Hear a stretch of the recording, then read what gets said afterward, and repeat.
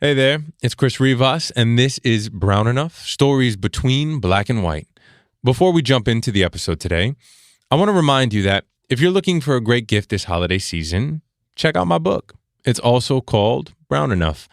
This book is a celebration of brownness, about embracing one's true self, but it's also a call to all bodies of culture to engage in the conversation of identity. It's about belonging, it's about being seen, it's a book about taking up space and self-worth. I know all of you know at least one person who needs to know they are enough, because you are.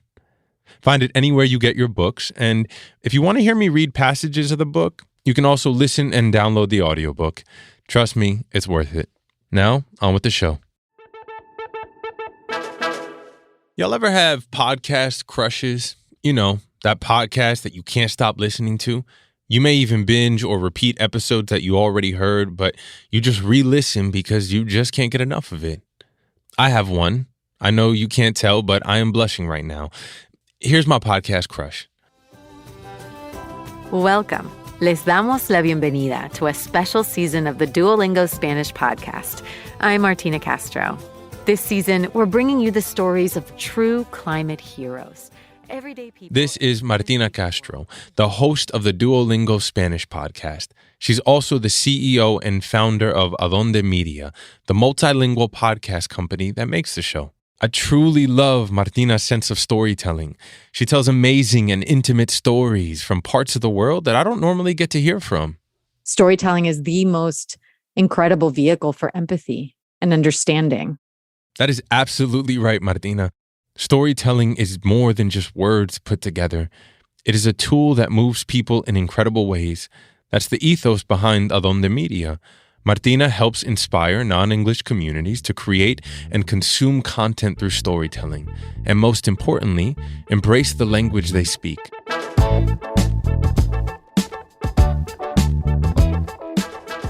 Today, we're going to hear how Martina became a better Spanish speaker, how she was inspired to begin her own startup company, and I will receive a straight-up masterclass on audio storytelling. Let's get into it.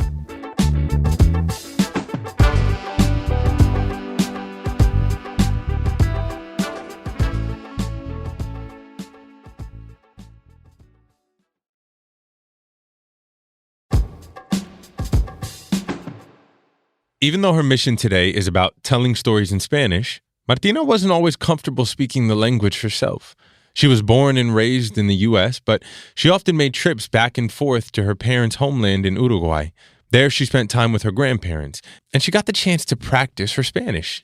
So what age did you perfect or get comfortable with speaking Spanish? So I was raised as a little kid. Until before kindergarten, I did speak Spanish. It was technically my first language. But then my parents saw that I was struggling in like preschool, struggling with certain words. And so then they quickly moved me to like immersive, only speaking in English in the house. And so that's kind of when I lost my grasp of Spanish, and I had just very limited vocabulary until about 13 or 14.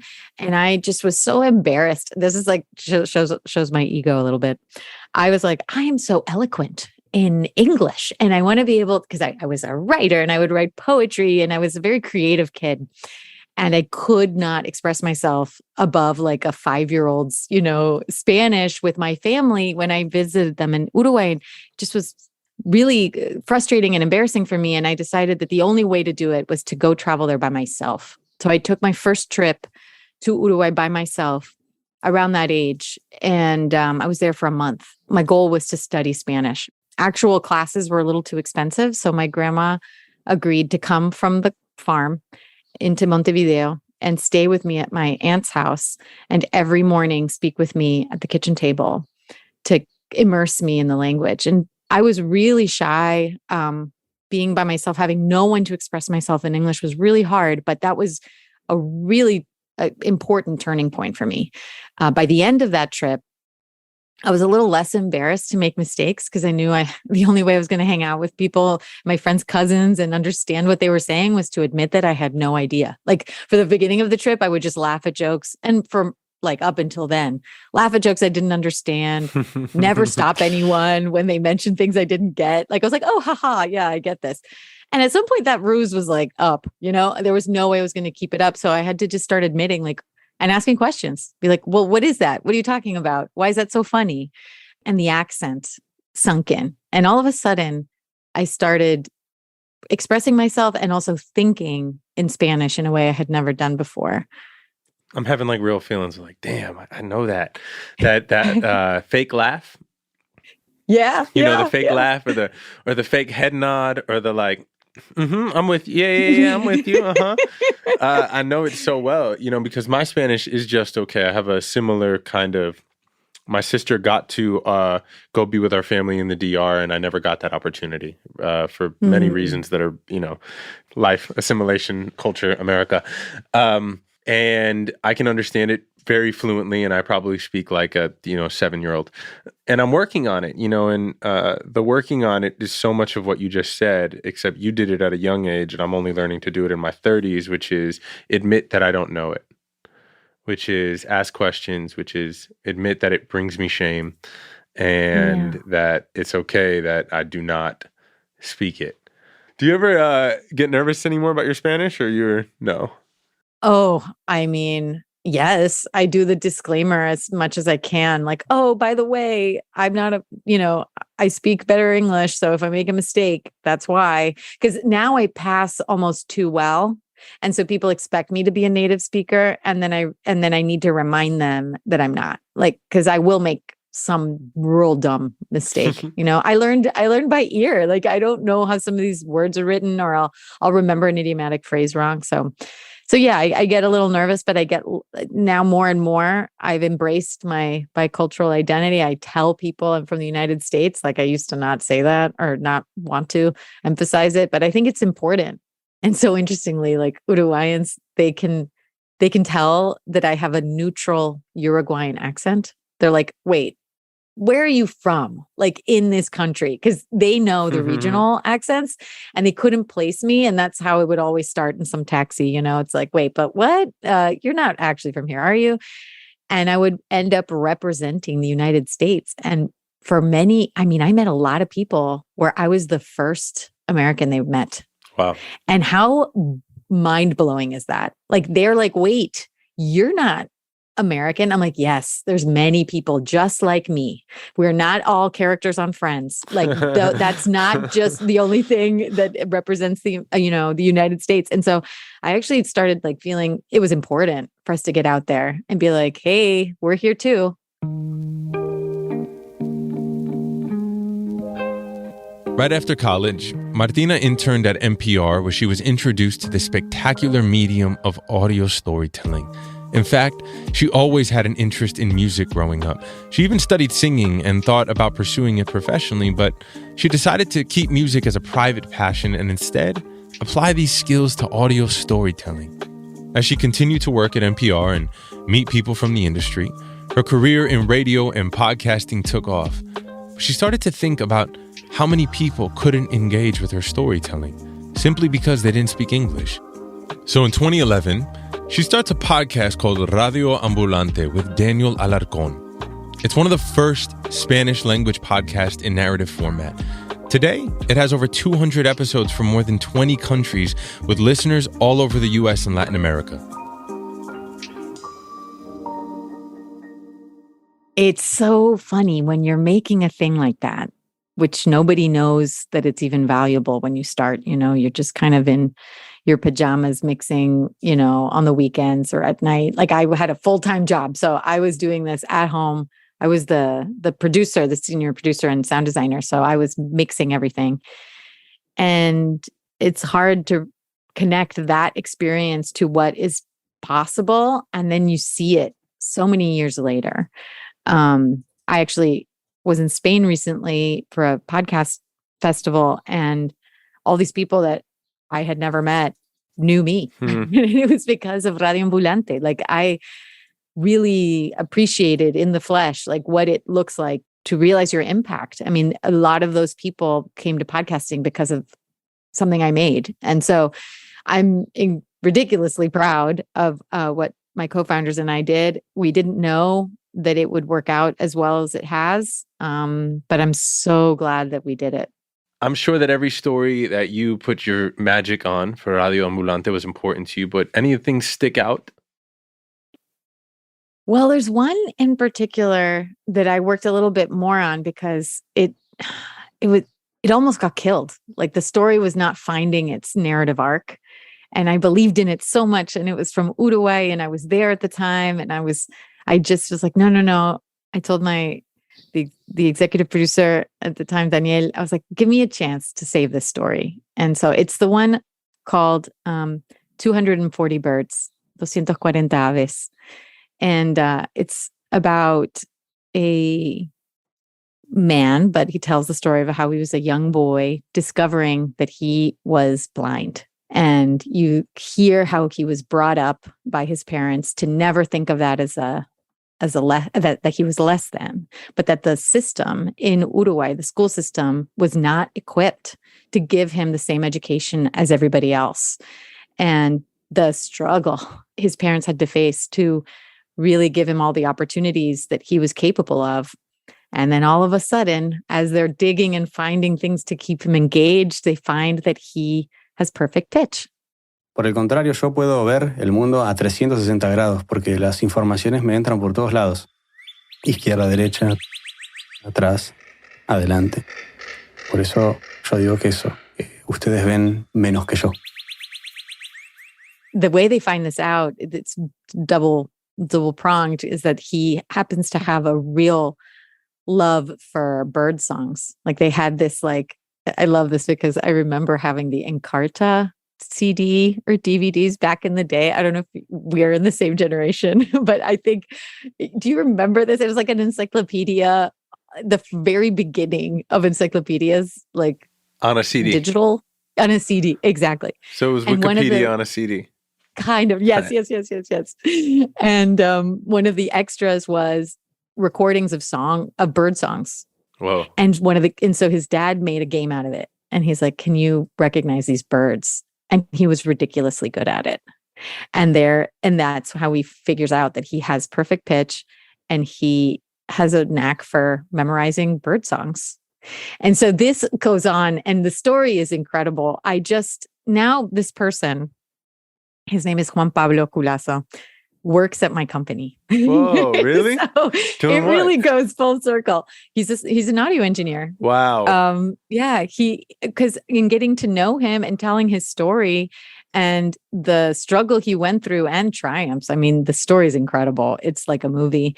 I realized he was incredible. I mean, he's super talented. He has a unique talent and has figured out a way to be really good at audio engineering. So years later, I needed one and there you go.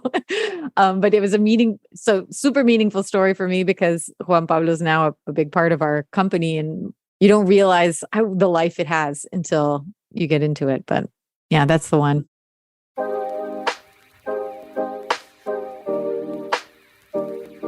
This story lets me know Martina is an amazing listener. She not only crafted the story, but she really listened to Juan Pablo and acknowledged his skill set and put it to use.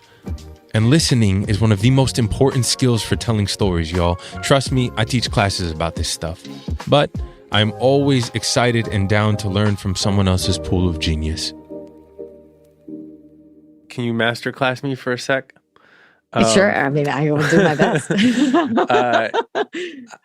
First, I want to know, I think, what makes a good audio story? And is there a significant difference in what makes a good audio story in Latin America versus the U.S.? Well, I'll answer the last question first. I think it's no, there's no difference. The most essential element is an engaging, authentic human voice at the center of it all. So that's number one. This is like basics. There's some incredible stories that sadly people are not very good at telling, and so if there are people who have lived great things, and if they cannot say and tell that story in an engaging way, it's not going to work in audio. It just won't. It will work in newspapers and magazines because we can write around that stuff, right? But you cannot fake an engaging, compelling speaker or storyteller. So that's ingredient number one. That sometimes is just enough. A good interviewer and a really natural, intimate conversation can be enough. And that can make a great podcast. My expertise is going a little further and in producing a little bit more. What we work in scripts, we write out what's going to happen. We write out our stories. We edit those stories in writing first. And we really try to tell a story that feels like a good book so that there's a narrative arc. There's characters.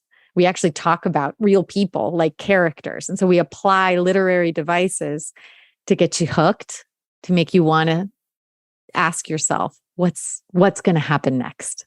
That's the literal thing I tell I tell people in my workshops, I tell my employees, I was like, you want your listener to be asking, oh, what's going to happen next? And to really perk their ears up. Pretty much every 30 to 60 seconds, something should be happening. Either it's a new sound, or it's music coming in, or it's the pace of the way the person's speaking slows down. These little things perk people's ears up and makes them want to engage. Masterclass complete. Received. I can keep going, but you can. I'll take it. I love it. I have one more for you. Yeah, go. And this one I think is also maybe a rule or a saying in TV writing too, and I think probably in all the good writing, even in books, which is show, don't tell. And so I say that one a lot. And I think that is one of the hardest to learn, that you want to make people feel something and ask themselves the question rather than you ask the question. So how do you do that instead of saying the thing you want them to think? Right? It's almost like Inception. And I think that goes to the heart of what's so powerful about audio storytelling versus other mediums or other media is that it engages the listener to use their own imagination. You don't have the image. You might have some music to suggest a mood or some sound effects to recreate some part of a scene, but you don't want to do too much. My philosophy is don't go overboard, because this is not trying to fill in the blanks. This is trying to create some blanks that they can fill in on their own and engage and imagine the rest of the world that we are not providing for them, right?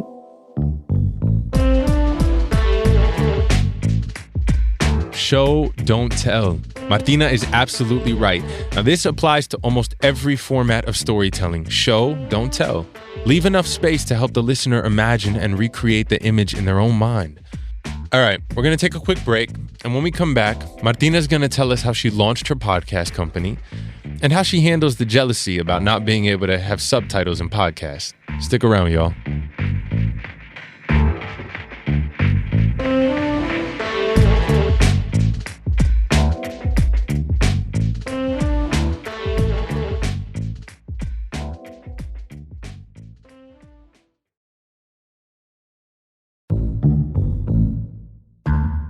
And we're back with CEO and founder of Adonde Media, Martina Castro. In 2017, Adonde Media is launched, and this is a bilingual podcast company. What inspires you to do this, or who? And what's the mission? I managed to check off a real huge bucket list item, which was to live in Uruguay. And I got to do that thanks to applying for a Fulbright grant and getting it, which was just like for me, just a huge honor. And it was specifically to teach audio storytelling in the University of Montevideo. They had no idea it was coming for them. I still wonder if they understand what they were introduced to. The world of podcasts and audio storytelling was completely not on the map in Uruguay at all. But I think I enchanted them by the end. And I was still working with Radio Ambulante, but now from the region where we were trying to impulse, an industry. I mean, truly there was not I'm sure there were podcasts. I know there were podcasts in Spanish and when we launched, but there was nothing quite like what we were making yet. And I found that to be curious because, it didn't make sense that there weren't copycats, that we hadn't inspired people to do something very similar. So I was like, what's going on here? This is such a tragedy because we have so many incredible stories to tell from here. I want to see many radioambulantes. Like, how can I be part of making that happen? And I tried a couple different business models out of it because I thought maybe I could make a living at it. And really the thing that made the most sense was to launch a production company, wanting to tell stories from that region in Spanish and English. I wasn't sure how I was going to make it, but then I found out about this startup incubator in Chile, Startup Chile it's called, and I applied. They have a program for female founders with just an idea. You don't even have to have a prototype. So I applied and I got in, and that really launched my entrepreneurial journey, at least pushed it into high gear. So I left Radio Ambulante. I started Adonde Media, and the idea was to work with clients based in the US that wanted to attract a global audience and to talk to audiences in more than just one language. And Duolingo came calling maybe 3 days after I started, Wow. Just crazy timing. I know. They had actually called my co-founders for help launching their first podcast. They wanted to launch a podcast for their Spanish learners. And they realized that at the intermediate level, users were like, okay, we've done these lessons a million times. We need something else. We need content. And Duolingo was really smart to figure that out. And they're like, okay, let's make a podcast. Let's make stories. And so I was like, I'm happy to help you, but I just launched this company. So as long as you do it through Adonde Media, I'm game. And that's how it started. We launched Duolingo Spanish. That was the first podcast we made. I happened to be the host. That was, like a total coincidence. To answer your question about the mission, it's evolved over time. Right now, we are really about broadening the audience that we see as deserving of our stories. When we talk to people who are just like us, people who speak our own language, we are really only scratching the surface of the potential impact our stories can have at a global level. And when you really look at who speaks English, it's not the majority of the world. And that kind of cross-cultural communication, storytelling is the most incredible vehicle for empathy and understanding. And so this is like the big philosophical mission, is to enhance and facilitate that broadening of who we think should be hearing the stories we have to tell. And in the meantime, we are bringing up a whole creative class of creators with us. A lot of the people I hired, they were working and making money for the first time, making podcasts with Adonde. And that was like a huge part of it, was like that our staff be made of people who are in the places where we're telling our stories, and that our contribution to the industry is that we bring up all this creative class with us. I really discovered you through the Duolingo podcast. Oh, no way. Are you a listener? I'm a big fan of it. Listener, fan. Nice. I think the storytelling is wonderful. And it's really nice to hear you talk about this, listening to sort of everyday people. Here's this wonderful story about a man who you would probably never meet, was participating in this art heist. Right now you have a climate change season, which is incredible because that's close to my heart and needed those conversations. I'm really fascinated because of your beautiful Radio Ambulante answer. What is one of your favorite Duolingo episodes? Oh, that's a challenging one. Okay, I'll just tell you the first one that came to mind, because they're like my babies, I feel like I can't choose one. I love them all so much, and we really have told incredible stories. But one that comes to mind immediately is Abuela Superstar.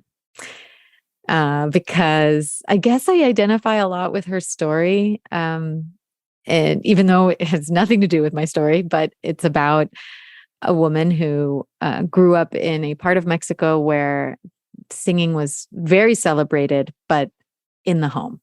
and women were not allowed to go out and pursue professional careers singing.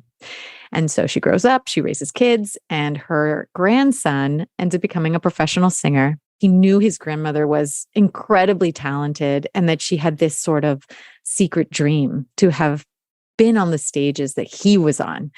And he just decided, he was determined that he was going to get her on stage and help her fulfill this dream in this very late stage of life. A los 80 años, por fin descubrí que soy cantante, gracias a mi nieto Jorge. He aceptado que ese siempre fue mi sueño y que nunca es tarde para cumplirlo. It moves me just to tell you about it because it's just so beautiful. I was very close to my grandparents and I only have one left. And I'm just so grateful that I got to share some time with them as an adult, not just as a visitor, but as a person who lived near them. And I love that episode from beginning to end. It is so exciting. It's got all the elements that we want. It's sound rich. You can really feel the intensity of the cliffhangers and the moments, the plot twists and everything. And it's such a small story, but it's huge at the same time.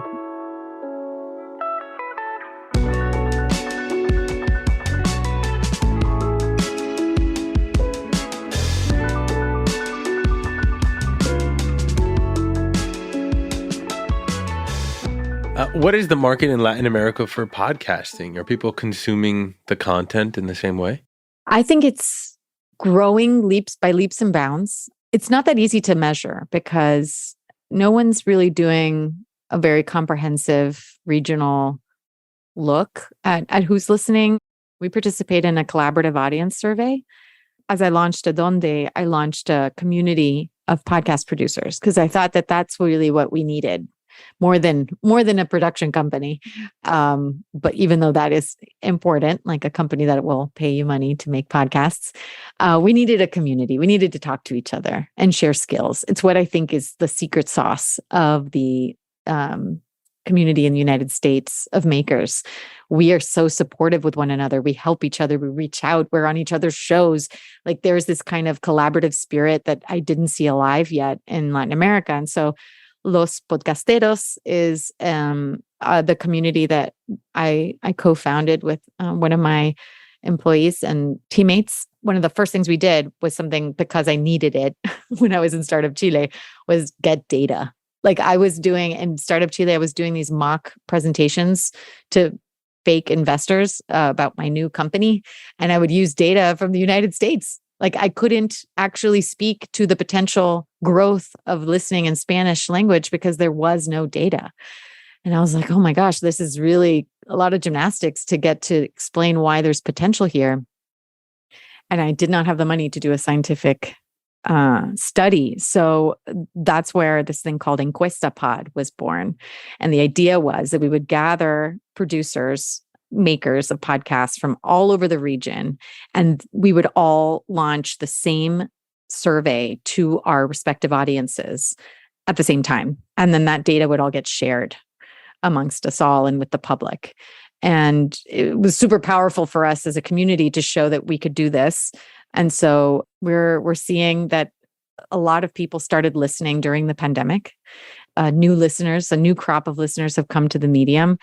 We see that almost half are committed to paying for their subscriptions if that ends up supporting the show that they love. So there's actually a willingness to pay from your own pocket, your favorite podcast to survive and thrive, something that no one thought possible because they're like, oh, no, Latinos wouldn't pay for their content. And I'm like, oh, yeah, they will. And they do. And that's a beautiful show of how valuable we are. So we're seeing it. There's some parts, but it's definitely not where it needs to be for that machine to be functioning and humming along the way it is in English language podcasting.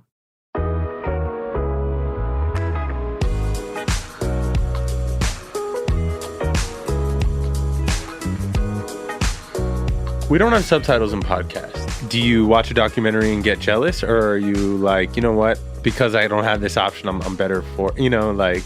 Oh, yeah, of course I get jealous. But I will say, I think subtitles are limited in some ways, just like we are.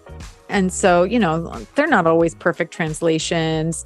It's not the best visual experience because you are reading the bottom. So what I think I take away from that is that we should be less perfectionists about the experience we deliver, because we are delivering an experience that may not be as perfect as we'd like it to be, but it's better than nothing. And I think that that's where some people are. It's like, oh, we can't perfectly capture our podcast in another language, so we're just not even going to try. And it's like, no. It is worth trying. I promise you, there are Spanish, I'll speak for Spanish speakers all over Latin America who are obsessed with, I'm trying to think of a Meryl Streep, and they've never even heard her real voice because they've been hearing her dubbed over the entire time, and it's like, how is that possible? Well, it's possible because someone tried to make her films available to a broader audience. And I think that that's still possible with our stories in podcasting. So it reminds me that however imperfect the experience might be, it's still worth it.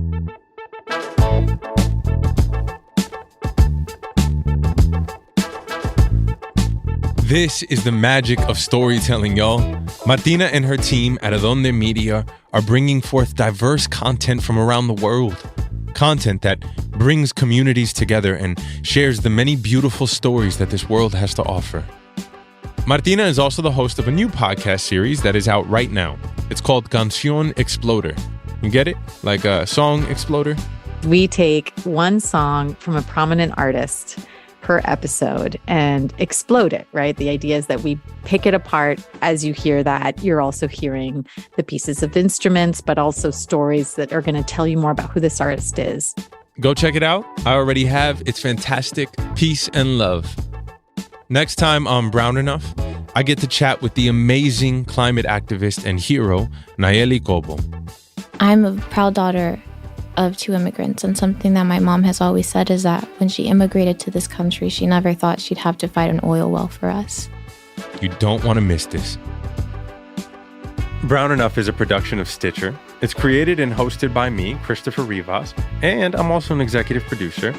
Our team includes producer Manolo Morales, senior producer Abigail Keel, technical director Casey Holford, production assistant Gabrielle Gladney, and executive producer Camille Stanley. Original music by Casey Holford. Special thanks to Kevin Tidmarsh. Workhouse Media is a contributing producer to this podcast. Carlos E. Hernandez of Ikigai Management is also an executive producer of Brown Enough. Don't forget to subscribe, y'all, or follow Brown Enough so you never miss an episode. And if you got a minute, leave us a review. A nice one. It goes a long way. Thanks.